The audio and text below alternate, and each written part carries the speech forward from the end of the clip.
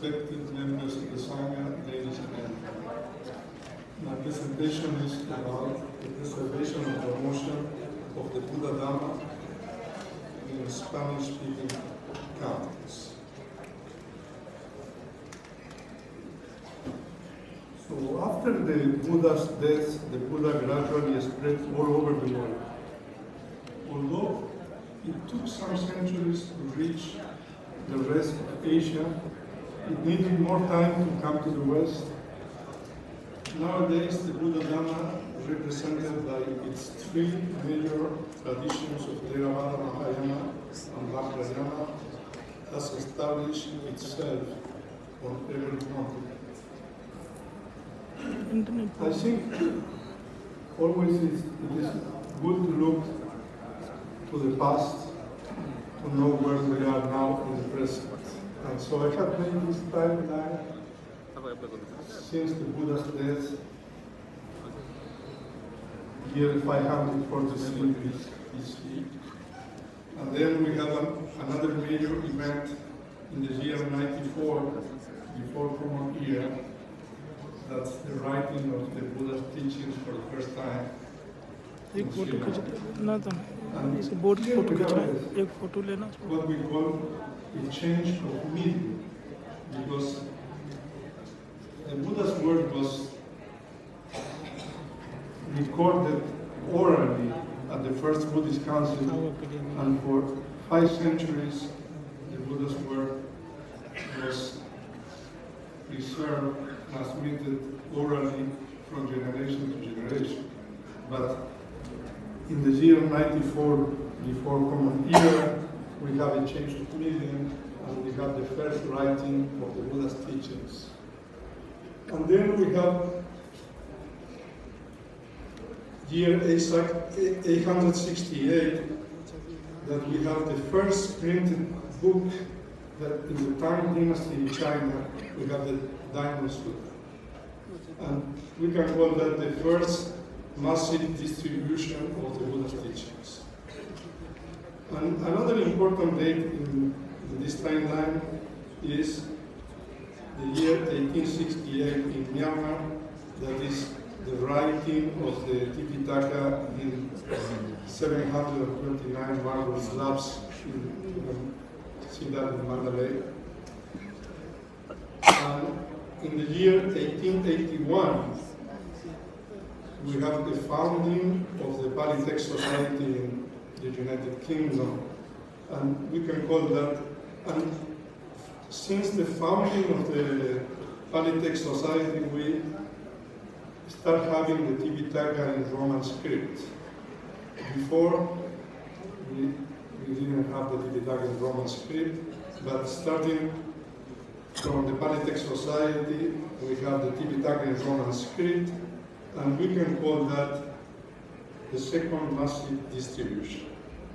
And then we have in the year 1956 in Myanmar, the 6th Buddhist Council is the paper edition of the Tipitaka, also the Attaka's commentaries and Tika's sub-commentaries.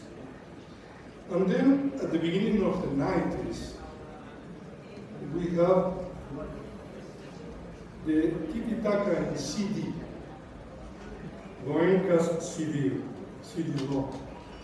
And at the end of the 20th century, we have the Tipitaka online.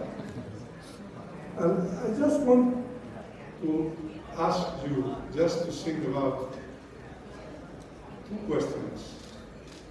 Do you think the people at the first Buddhist Council ever thought that the Tipitaka was going to be written in Sanskrit 500 years after?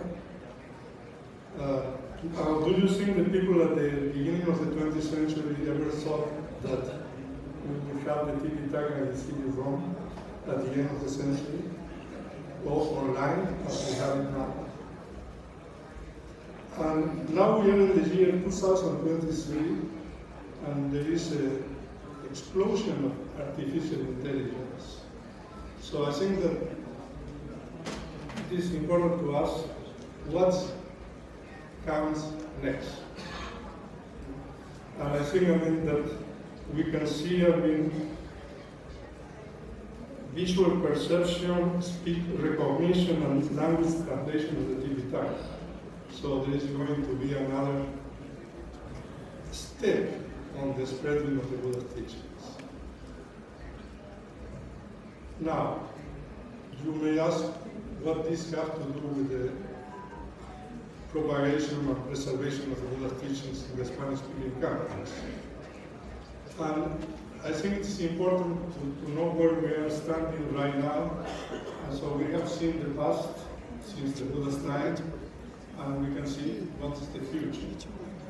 But we have something in the Atasalini that is the commentary of the Dhammasangani, that is the first book of the Theravada, Varyavida. And I think this statement of the Atasalini has a fourfold profundity. And number one is what's called the Dhamma,